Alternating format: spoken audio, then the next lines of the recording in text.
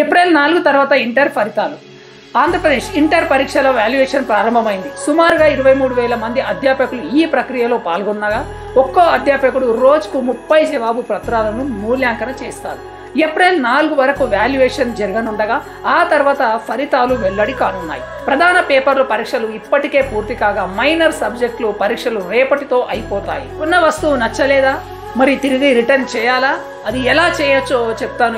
ఈ video save చేసుకోండి. కొన్న వస్తువు నచ్చకపోతే ఇలా చేయొచ్చు.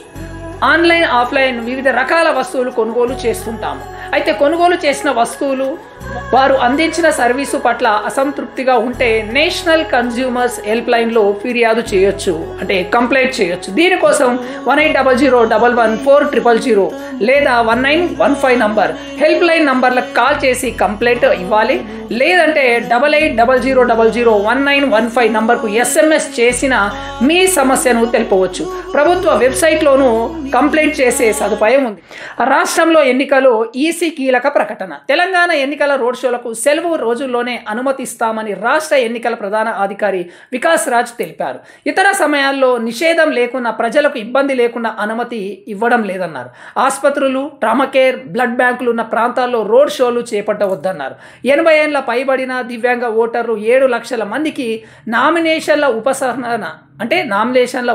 విత్డ్రా తర్వాత 4 రోజుల తర్వాత హోమ్ ఓటింగ్ ప్రారంభం అవుతుందని చెప్పారు. వీడియో మీ ఎవరైనా సీనియర్ సిటిజన్లు ఉన్న బంధువులు, ఫ్రెండ్స్ ఉన్న వాళ్ళు ఉంటే ఖచ్చితంగా ఈ వీడియో వాళ్ళకి షేర్ చేయండి.